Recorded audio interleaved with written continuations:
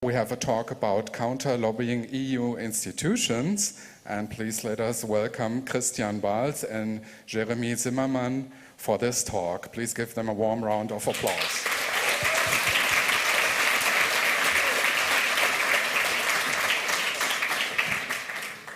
Hallo, wie geht's? Can you hear me? Yes. Okay, it's a great pleasure to be here as usual. It's a honor. I'm very happy to be here with Christian from Mogis. I'm Jeremy Zimmermann. I'm the co-founder of La Quadrature du Net.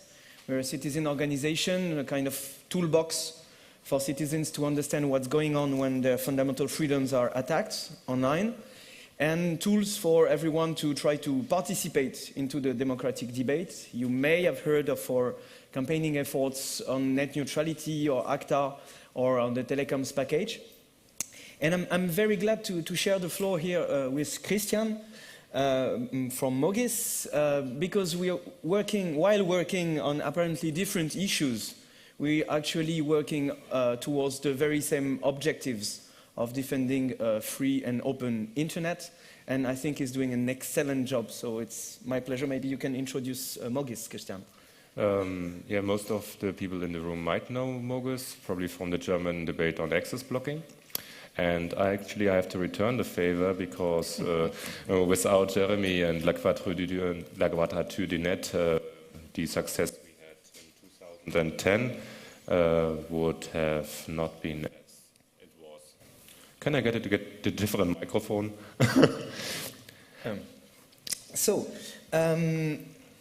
We are living interesting times indeed. This year has been an incredible acceleration of various attacks on our freedoms.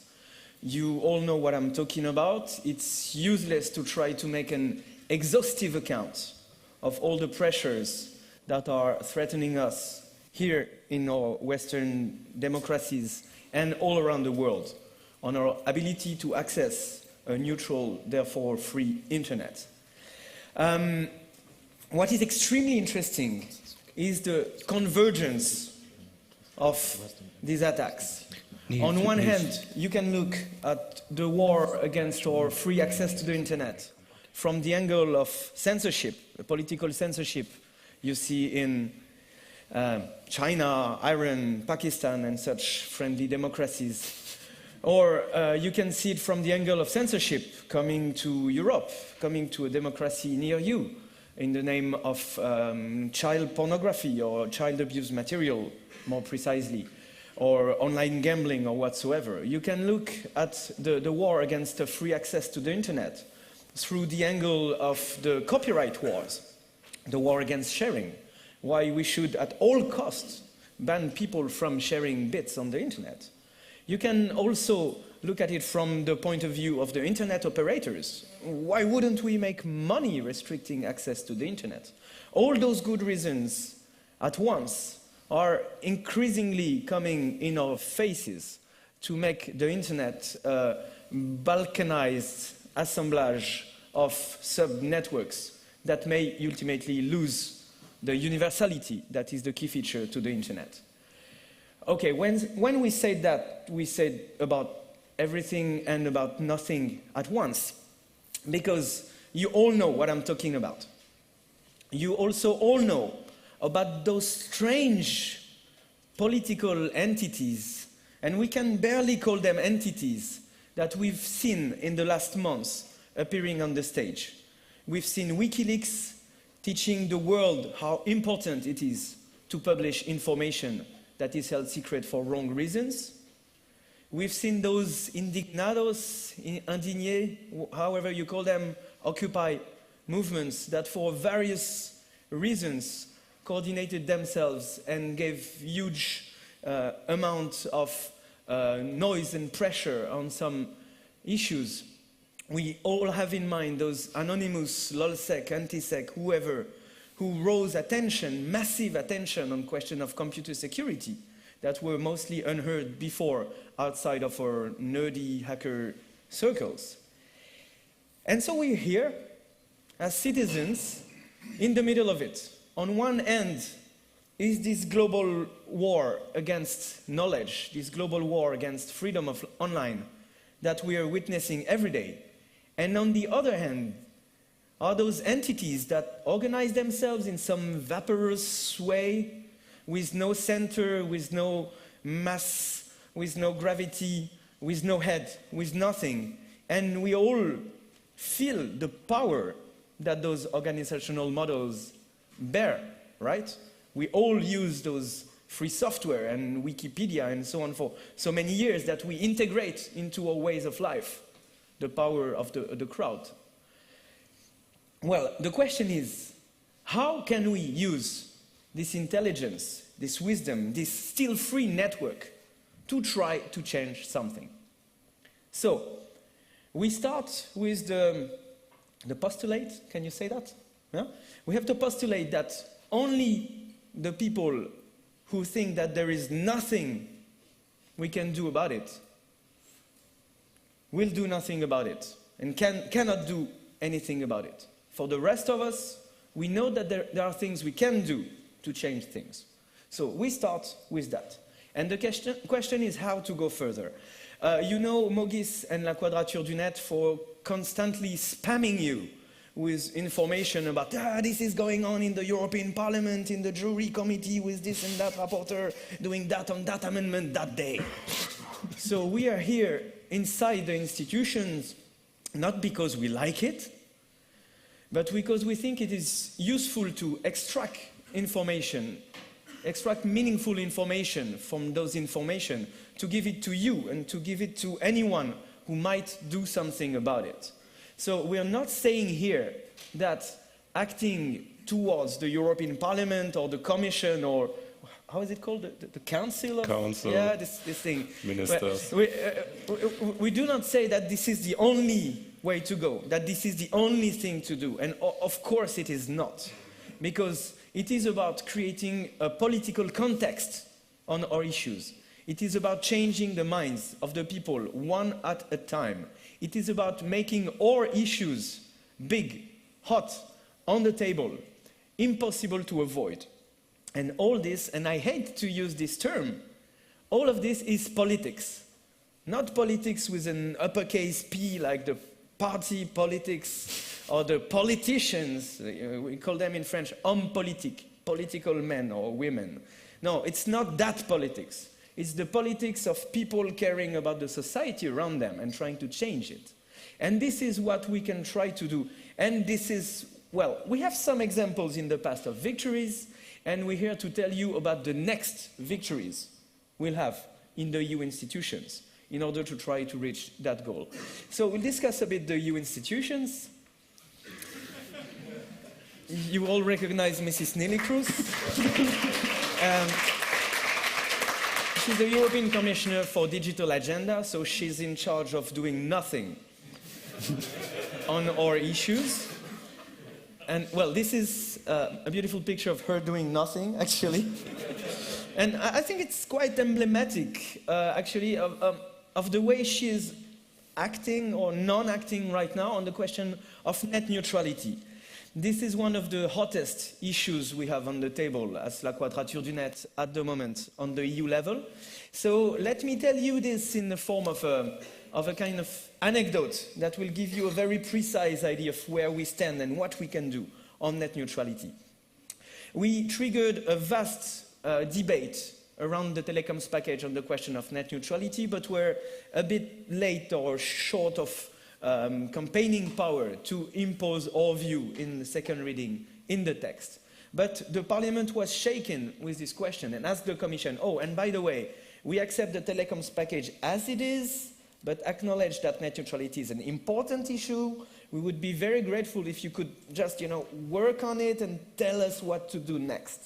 So it was a way for the Parliament not to ignore the problem, just the next step after ignoring the problem. Just say, there might be a problem, and kick the problem out so somebody else should do something about it. So instead of the 6 months, I think, that were initially planned, Neelie Kroes took 1.5 years to give a report on net neutrality that basically says nothing. It's a 12-page document when 1 week before a commission in the French Parliament, in the Economic Affairs Committee of the French Parliament, gave a 90 pages report on net neutrality saying that there was a problem, it was urgent to take action, and there should be a concrete law proposal about it. Well, that was 90 pages in the French Parliament. Nelly Cruz gives 12 pages saying, there might not be a problem after all. And if there is one, well, we'll ask this European body of regulators to do a study to tell us if there is a problem. And if there is a problem, maybe we can try to start thinking of something to do about it. And that's how Nelly Cruz ends with the head in a bucket. So, we're currently right here when Nelly Cruz is expecting results from BEREC, which is a body of European regulator. I don't know, what's the name of the German agency for telecom regulation? The equivalent of French? Bundesnetzagentur. Bundesnetzagentur? Did I say that correctly? Okay. Bundesnetzagentur. So, BEREC is the body that resembles the 27 Bundesnetagenturs of the EU. No, come on. Well, the 27 ARCEP, that's the French one, it's easier. And they're in charge of a fact-finding exercise on net neutrality. So they will go, with a magnifying glass, looking at the cables in 27 countries. They will come back with their suitcase with lots of stickers from all the 27 countries, and maybe after some months they will find that either, there is no problem with net neutrality, or maybe they will find there is one.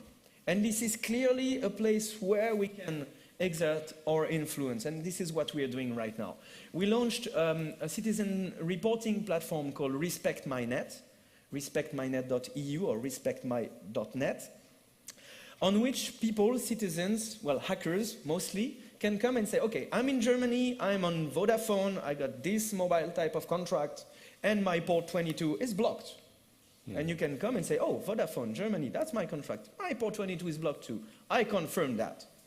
And that's more than 70 reports confirmed all around Europe in, I think, 9 member states. At the moment, over more than 25 operators where problems with net neutrality are reported.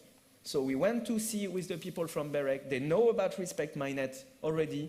We encourage all of you people to go and do some reporting, confirm the reports already in the database. And then we will print a long sheet of paper with all the reports, and we will wrap BEREC with it, or we will wrap Nelly Cruz, or I don't know. But we'll make it a big physical object, and we'll take photos of it, and we'll bring in front of them the day before they will say whether there is a problem or not, because we all know there is a problem. So it is a few nights of coding in Python and Django, and I thank so much Steph for the incredible work he's doing on that. But that's quite simple coding and simple campaigning on a very topical issue to make it much, much, much more difficult for Mrs. Cruz to keep her head in the bucket on the question of net neutrality. And maybe, Christian, there's something similar about the issues you're working on with child filtering and the attitude of the institutions. And I think you have things to say about how the EU institution react to, on one hand, the pressure that you may exert, or the pressure that some kind of weird, let's call it an industry, may exert on them. Do you see this wait-and-see approach as a strategical, as a political strategy from the EU legislature? Well, when I first saw your slide with the bucket, I was thinking about it, and actually it's like her putting her head in the sand. And when I was thinking about putting head in the sand, I was thinking about the Arab world and the uprisings we have there, and about all the lawful interception software that is being sold to the Arab world for intercepting and surveillance. And actually, she was asked about it, and then she said something about self-regulation. If self-regulation would work for these digital arms dealers, they would already be self-regulating them. Because the press that they get from selling this stuff to such countries is not very good. So if self-regulation would work, it would have happened in the past. So she just put her head in the bucket in the beginning of December when being asked, so what do you do about the lawful interception being sold to Syria? And to add to that, it's quite interesting that she has the no disconnect strategy, which actually tries to connect dissidents to the internet. Actually, I believe part of a disconnect strategy would be to work on the companies who do the lawful interception.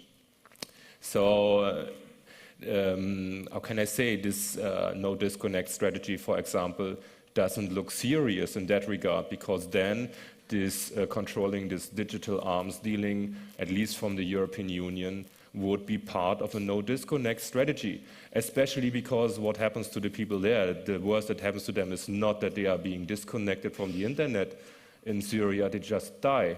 So we should take that a little more serious. And especially then, perhaps you might have realized that in Germany there was a big uprising about Gutenberg. Yeah, about Gutenberg, who represents the no disconnect strategy. Apart everything that has been said about Gutenberg, there are two things that should not be lost in the focus. Gutenberg never finished anything. He's not trustworthy. He never finished anything. He did not finish his degree. He did not finish the reform of the German Bundeswehr. And there are lots of other projects that are left undone, that he just started. So I think for anybody interacting with Mr. Gutenberg, you should make sure that whatever you start gets finished. But and maybe the other he knows more about the internet than most politicians. Yes, you know, it's like saying, oh, you know, like a moth knows a lot about a light bulb. You know, he ran into it and he got burned by it, so he knows about light bulbs. The internet, the power. He knows about copy and paste already. No, he knows about the power of the constituents to hold their electees to whatever.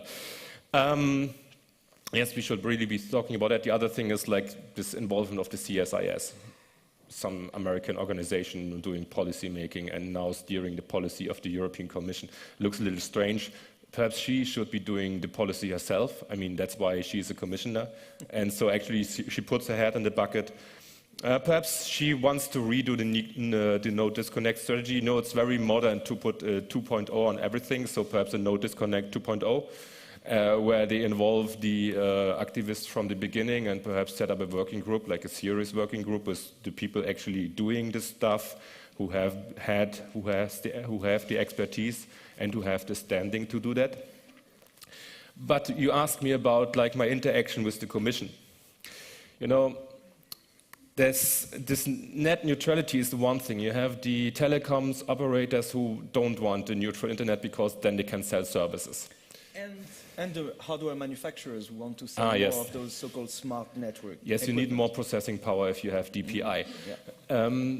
The other thing is where a lot of agenda setting happens is this like child protection on the internet. So one thing is you have the like primary child protection against abuse. And then you have like newer movements like the coalition to make the internet a better place for kids. Well, I would call for the coalition to make the world a better place for kids first. But anyway, so this coalition just started. Actually, it's also done by the same women. It's part of a digital agenda, this making internet a better path for kids. So it started on the 1st of December. It has about 27 founding members. It's like almost every important hardware vendor for your so-called smartphones. And then a few media providers like RTL in Germany and other media outlets, and they're all working together to make the internet a better place for kids. Perhaps they want to make the internet a second kindergarten, something that you can put your child in front of, like a TV, for example. Actually, I wouldn't put my child in front of a TV nowadays. Perhaps in front of a computer, but not in front of a TV. Anyway. What you have to understand about these movements, that the Commission initiates a working plan on something, and then you have all the people like flocking to it. And especially in this topic, you have what I now call the child rights industry. I call them the child rights industry because they are industry. They depend on their cash flow. And their cash flow is being driven by your desire to help children. So they depend on you saying, oh, that poor child, oh, I want to help that organization. When I came here this morning, I was asked, My name is Evelyn. Hast du 2 Minuten? My name is Evelyn. Do you have 2 minutes? Well, she asked about my name. My name is Evelyn. What is your name? Well, I didn't say it, but anyway. And I talked to her. First, I thought she was Scientology. No, she wasn't with Scientology. She was with UNICEF. She was with UNICEF? Yeah. She opened her map. So first, I thought it was Scientology because I knew that questions from Scientology, but not from UNICEF. So she was with UNICEF, and she wants to raise money. And so they say, what cool they did. You know, they work on making the internet a safer place for children and against child porn, whatever. And they said, sorry, I am against child porn blocking. I am against the blocking infrastructure. How can you dare? Sorry, I'm like the member of an organization of victims of sexual abuse, and for us, blocking is not the right solution. Anyway, so you have this big industry, and they have one problem. Their market share depends on how many children there are. And nowadays in Europe, there are less children every year. So their market is getting smaller every year. So first, they redefine what a child is. So nowadays, a child is not somebody before the age of sexual majority. Nowadays, a child is a person under 18. Under the new Child Exploitation Directive, a child is a person who looks like a child, like a person under 18. Just have a look at the directive by Dunn just now that we finished. It says a child is like child pornography is like pornographic images of a child or a person appearing to be a child, and this can mean like a lot of people. So they are enlarging their market. They are enlarging the problem that they are working on, the problem of child pornography. It's not about child abuse images anymore. That's why I tell you, don't use the word child pornography. If you use the word child pornography, you're already in that trap. If you want to fight child abuse images, call them child abuse images. It's really important that you get that right. Actually, I have 2 litmus tests for to distinguish between child rights activists and the child rights industry. The first litmus test is whether they say child pornography or child abuse material or child abuse images, whether they use pornography, the word pornography or not, because it's not pornography. If they understand that, then they are into child right activists. And the second litmus test I use is about male genital mutilation. You know, if they are about children's rights, they care for girls and boys on the same. But the child rights industry only cares about female genital mutilation because that happens in Africa. It happens in Africa, and you can raise money to fight it. If it happens in Europe or the US, it's difficult to raise money to fight it. Raise money to fight male genital mutilation. Good luck. It's a big part of American culture, 80%. So it's like mainstream. Start fighting it because of the right of the child to be intact. Yeah, that's my 2 litmus tests. The first is child pornography. Like most of the child rights industry failed the first test. And so which ones do you find in the EU Commission in Brussels? You know what you find. You find the guys who are political mainstream. This is the European political mainstream, is to fight child abuse on the internet and to use technological measures to do this. For example, you have the red one. This is the advertisement for the Written Declaration 29. The Written Declaration 29 was about an early warning system for pedophiles, and they wanted to use your search data to do that early warning system. And they advertised this early warning system as being similar to the early warning system for food. It's very interesting. And what it had hidden in is somewhere down there, you had this collection of search data and data mining search data. And half of the European Parliament signed the Written Declaration 29, motivated by pictures like that and by nice-looking women standing in front of the Parliament in Strasbourg and forcing them to sign. And so you have these people, they work on the Commission constantly, and they get money from the Commission to do so. There's the Annexo project and the Safer Internet project. Part of the Safer Internet project is the Internet for Kids Coalition. The thing is about the Internet Kids Coalition, why I mentioned this is because it's still open for input. You can still register with them, register for the working program until the 15th of January 2012, because their working plan is for 2012. Get into that. They have 5 working groups working on 5 different topics. A few of them are Yes. a few of them about parental control, which might be not as bad as, for example, reporting harmful content or content classification, for example. So you have to get involved with the European Commission to work on that before they even propose legislation. It's the same, you don't go there to get, how can I say, to get through what you want, but you are there to get the information and perhaps steer the discussion process a little.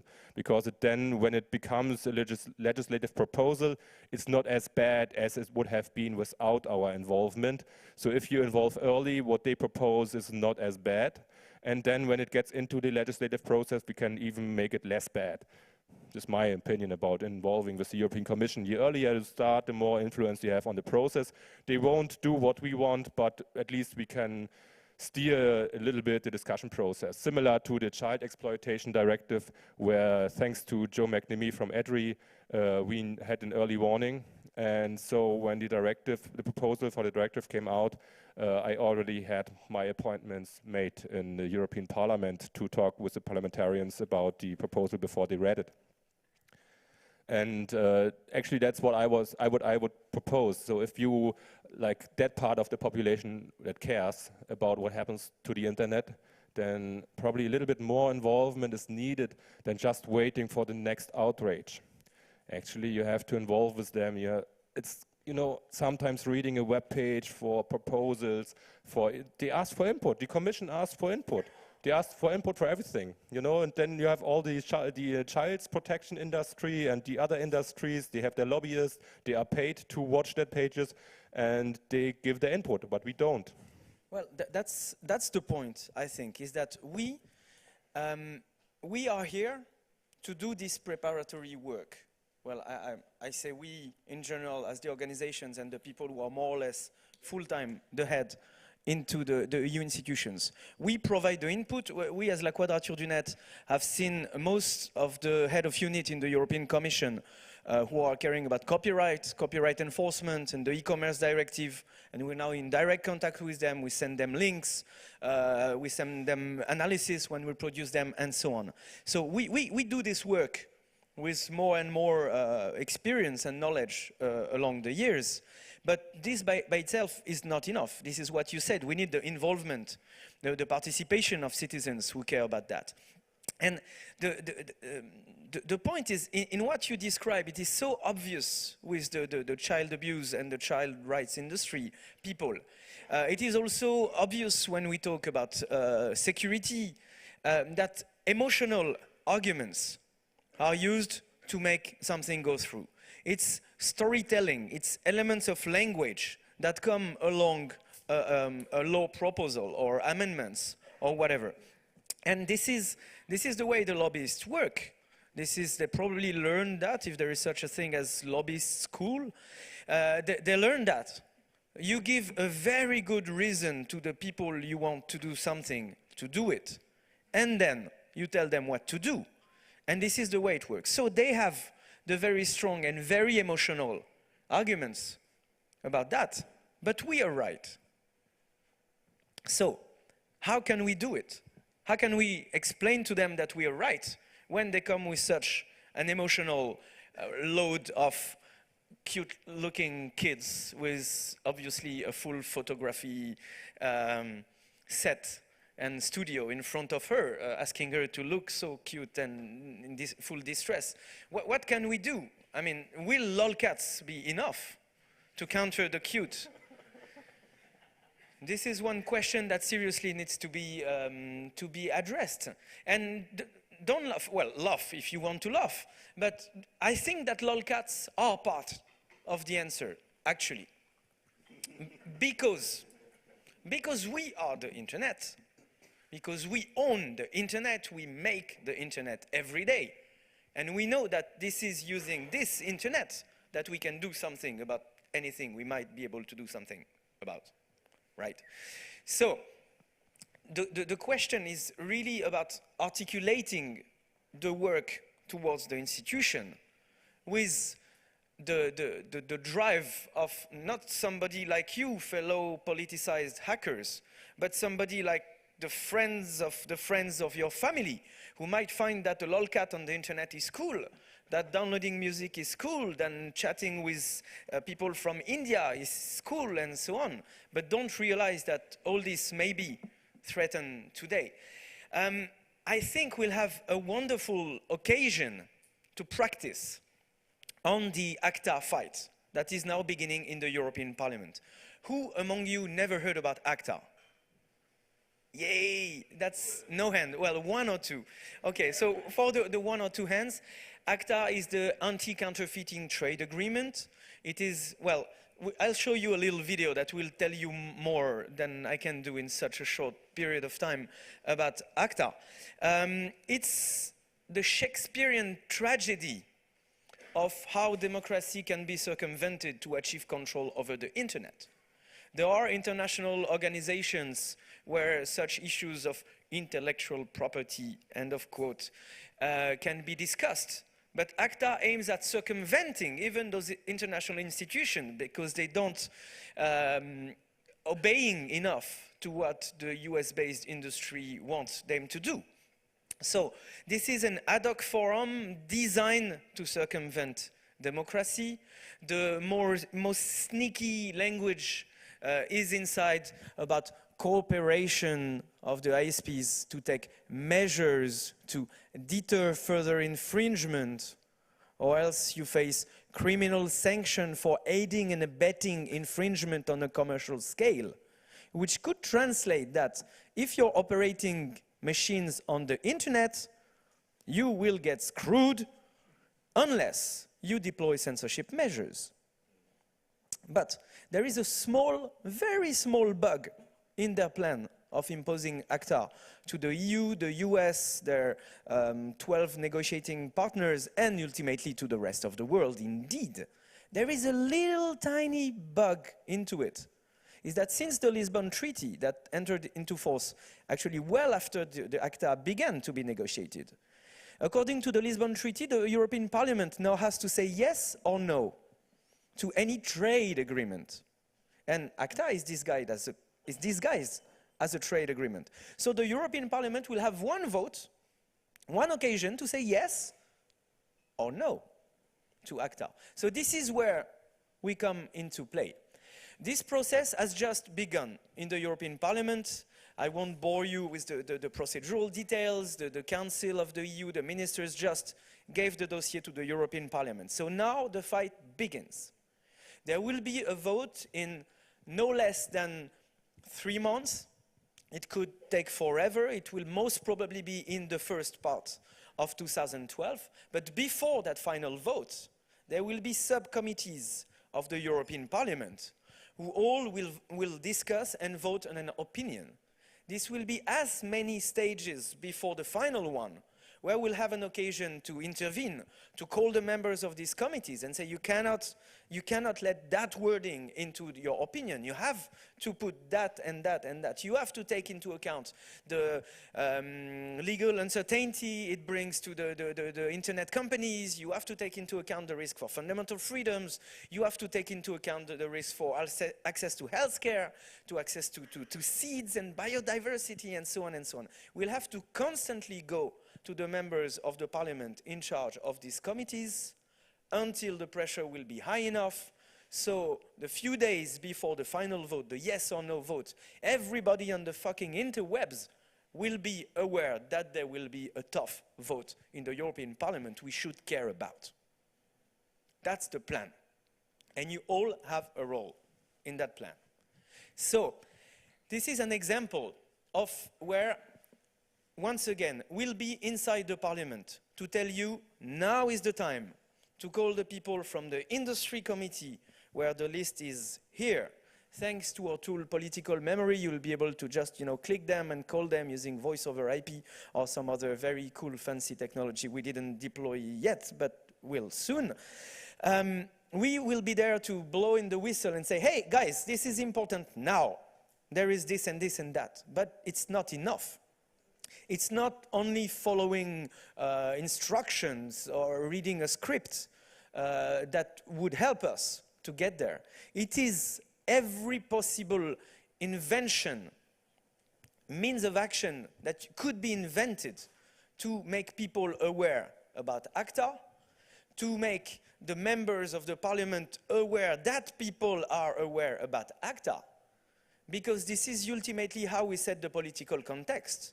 You know, this reptilian part of the brains of the politicians that constantly, every few cycles, checks whether or not he has chances to be re-elected. This is to that part of the brain that ultimately we speak. If the issue is hot enough, if everybody is enraged against anyone who may vote yes on ACTA, then the finger will tremble when it will get next to the voting machine. And this is precisely the effect we want to get. So, as it will soon be time to open for question, because the more trolling and, well, the more input and feedback and so on, the more useful and entertaining this can be. I'll show you a small movie. Well, I'm actually very proud of it. I have to show off. Policing everything you do online? Can you imagine generic drugs that could save lives being banned? Can you imagine seeds that could feed thousands being controlled and withheld in the name of... This will become reality with ACTA. ACTA is the Anti-Counterfeiting Trade Agreement. Disguised as a trade agreement, ACTA goes much, much further than that. For the past 3 years, ACTA has been negotiated in secret by 39 countries. But the negotiators are not democratically elected representatives. They don't represent us, but they are deciding laws behind our backs. Bypassing our democratic processes, they impose new criminal sanctions to stop online file sharing. ACTA aims to make internet service and access providers legally responsible for what their users do online, turning them into private copyright police and judge, censoring their networks. The chilling effects on free speech would be terrible. In the name of patents, ACTA would give large corporations the power to stop generic drugs before they reach the people who need them, and to stop the use of certain seeds for crops. The European Parliament will soon vote on ACTA. This vote will be the occasion to say no, once and for all, to this dangerous treaty. As citizens, we must urge our representatives to reject ACTA.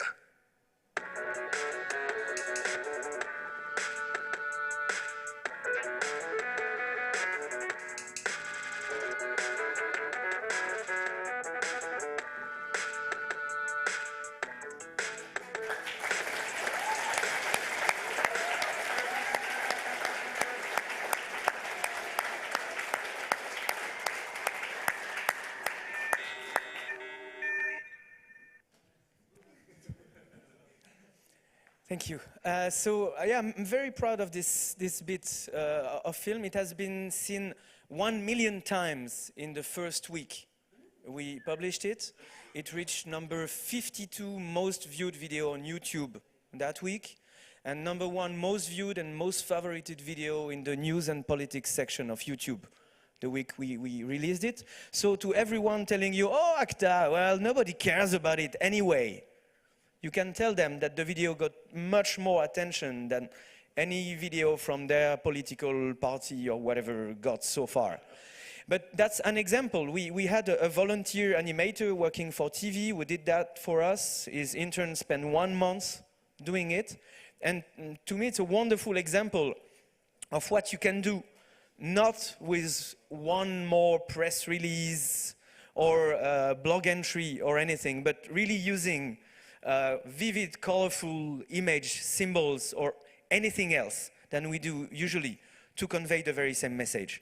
So this is one example among many others, and I hope, I think we can open the floor now, so maybe you suggest other ways of action, or you tell us of your ways of action, or ask questions, or whatever. And yes, thank you very much for your,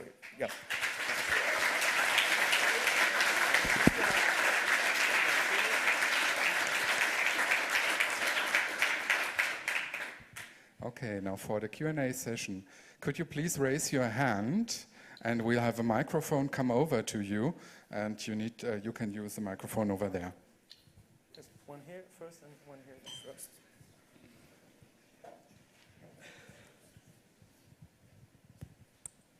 Hello.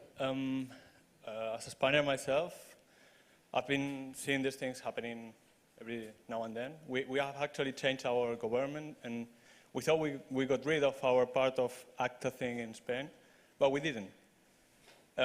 Thing is there a list of politicians who we can actually trust? Because I get the feeling...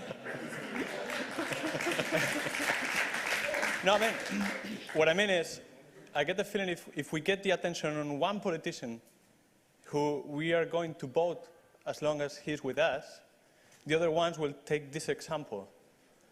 And I would love to see something like that, saying like, there's a politician not caring about lobbies, but about us, I mean people. And yeah, in case so, where can I find it? Thanks. You know the Care Bears? You know those bears with rainbows? No. And maybe in the world of the Care Bears you can find such politicians. I don't know. No, more seriously, in my experience of political systems, wherever they are, you have the small minority of the really corrupt people, another small minority of the people really caring and working, and in the middle, the vast majority of people who don't give a fuck. So those are the people we should target in priority. We must find, and there are some, probably even in Spain, I don't know, some who really care, who really understand, who really get to trust you when you come to them and talk to them regularly and give them info, and you tell them what to do once, and they do it, and they have positive feedback afterwards, and so on and so on. So working with them, so they will do the activists within their groups and convince their colleagues, while the whole internet will be set on fire and show to the ones who don't care that, well, maybe they should care a little, or maybe if they don't care too much, you know, there will be problems. So it is very complex system we are trying to influence, and you cannot answer by yes or no. Or by, you know, white or black. But it's interesting what you said about the ley Cinde being your part of the ACTA. It's actually more complex than that, and allows me for a quick comment that I should maybe have said earlier. Ley Cinde is a pre-ACTA legislation. Once ACTA will be adopted, ratified by the EU, if the European Parliament votes for it, then Spain at some stage will be forced to transpose it. The ACTA will become a revision of the IPRED directive that then will have to be transposed in Spain, whatever happens. So the point is to intervene as early as possible in the process, so Spain won't have to fight yet another stupid law when, if ACTA is adopted. And also, we have to see our battlefield as not being only the parliament and the texts that are discussed into it. We win political battles. In France, after 2 years of a parliamentary Afghanistan war, the Adopi got finally adopted, but it got adopted dead already. And it is a political defeat for the government in France that is still sounding every day in their ears today. So the text may be ultimately adopted because a majority is held, or because the lobbyists are so powerful, or the system is so screwed, or whatever.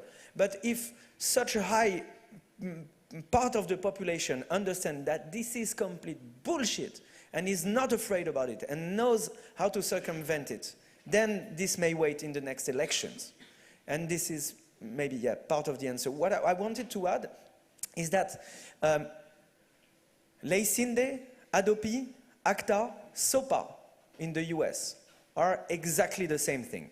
They're exactly part of the same global influence led by those copyright industries, let's call them.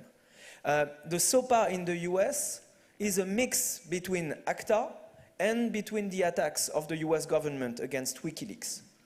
It is a slightly more evolved version of ACTA because it takes the financial intermediaries as targets for censorship measures. But all this is extremely well connected. And we are all extremely well connected with the people of EFF, of Digital Gesellschaft, and of La Ex in Spain, and Red Sostenible, and so on and so on.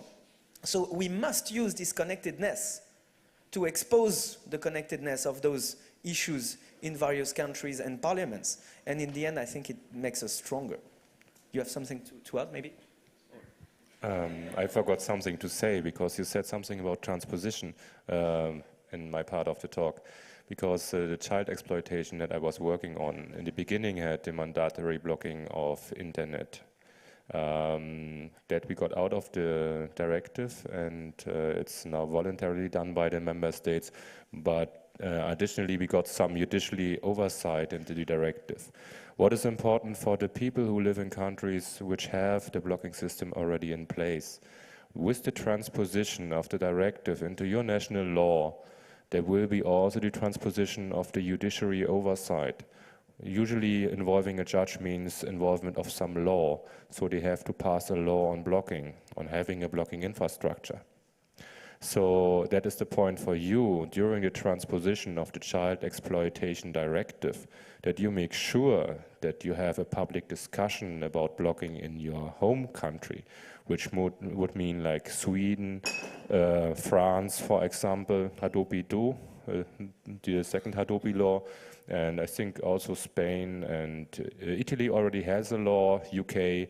So you have to make sure that during the transposition of that directive that you get either a law on blocking or the blocking removed from your internet. So that's something I forgot in my part of the talk.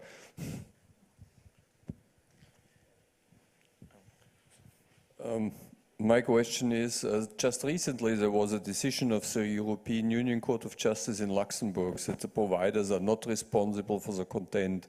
How much does this support you? Well, it's an interesting decision indeed. It's the Scarlett versus Sabam case. In that case, in Belgium, Sabam, which is the equivalent of GEMA, asked Scarlett, an internet service provider belonging to Tiscali, I think, well, here is the catalog of all the songs from all our members. You have to block all that on your network. And so the judge in Brussels asked to the Luxembourg court, is that compatible with EU law? And the decision was generalized blocking, not limited in time, that cost has to be taken by the operator, and one or two other criteria, is not compatible with the EU law, which leaves open the door for non-generalized filtering, or filtering that would be limited in time, or whose charge won't be on the operators.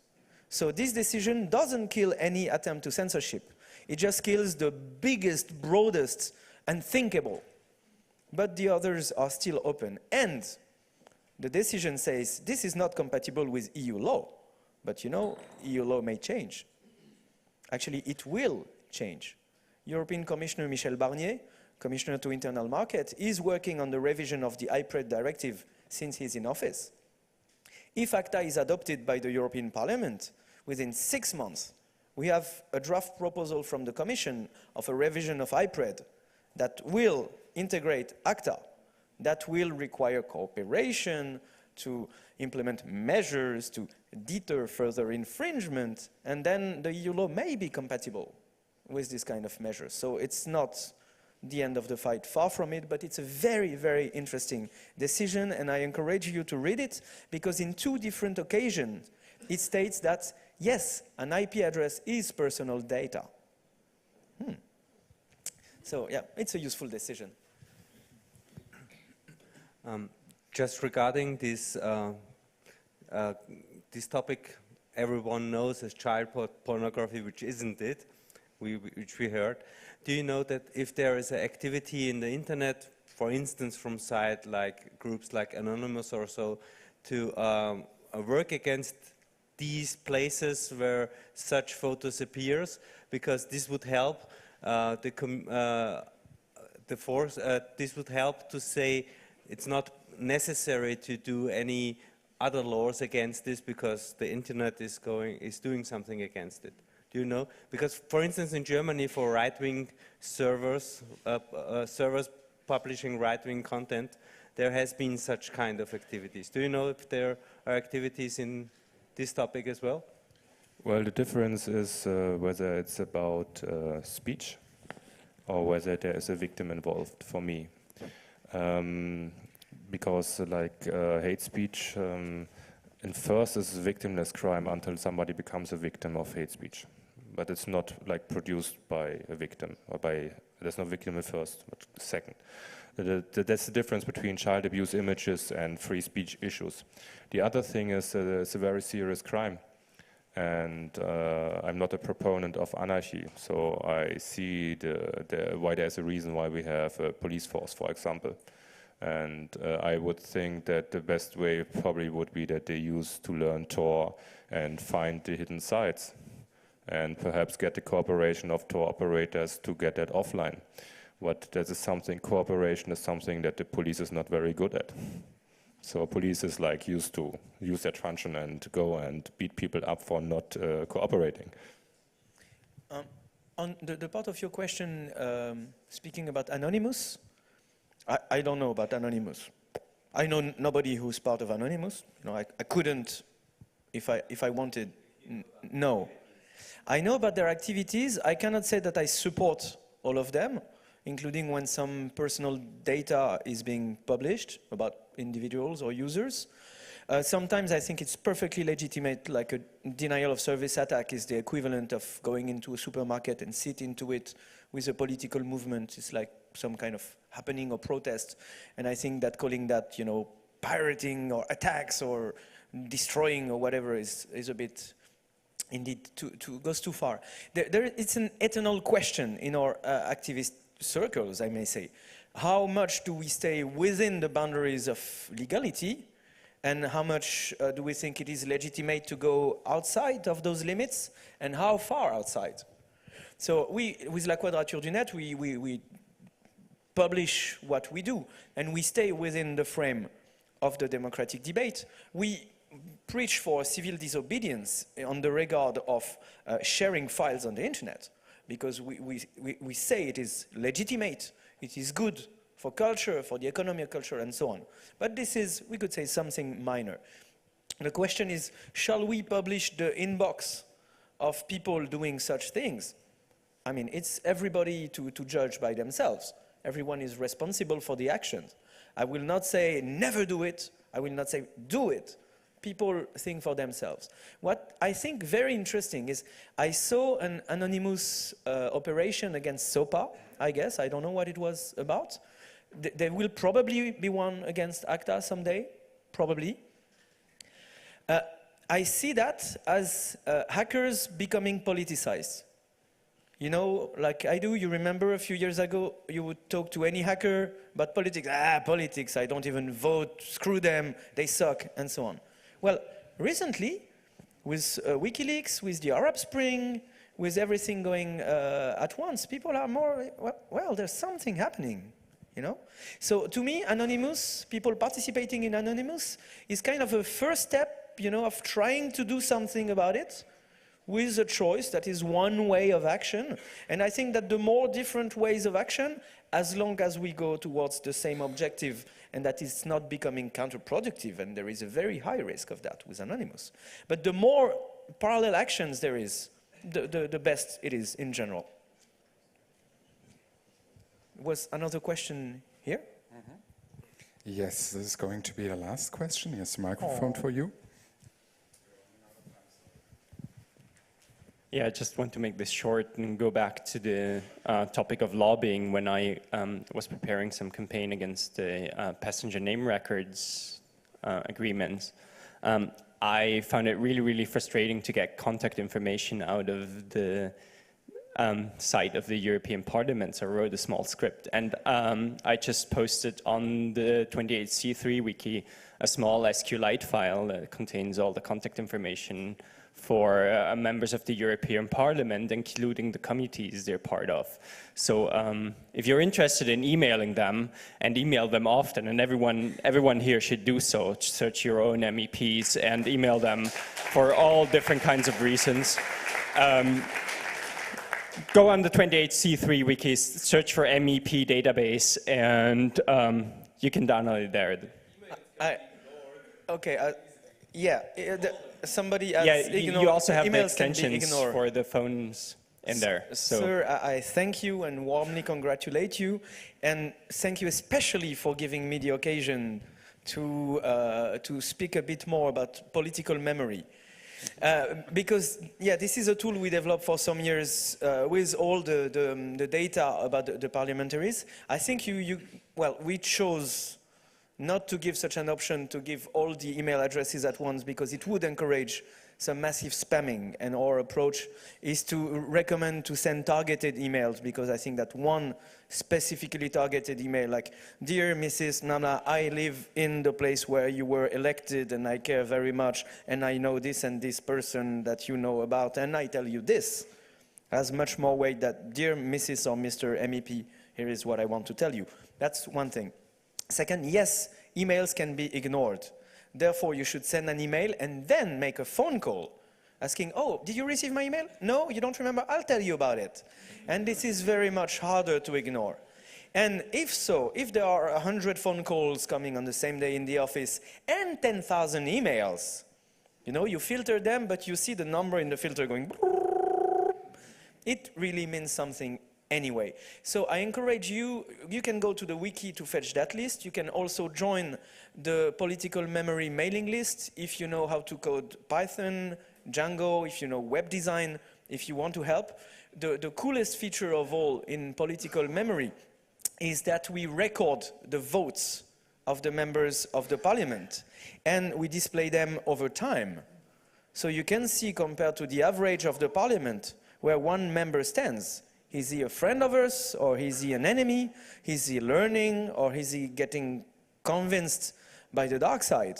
This is all the data porn we can make out of this, and I'm sure there are lots of data porn freaks around here who could help us gladly. So this is one example of using technology, using our hacking skills to do concrete bits of the internet that will raise the political costs for them to take the bad decision next time they will have to take a decision. And this is, once again, a play in which all of us have a role. And thank you very much. And if maybe you have something to add, Christian. Well, I thank you too. And I think really we should not forget that there are tools out there. We should not always reinvent the wheel. Sometimes we have to reinvent the wheel, but political memory, the second version, is very good. And so please, if you are working on the European Parliament, please use political memory and therefore make it even more valuable than it already is. Yes.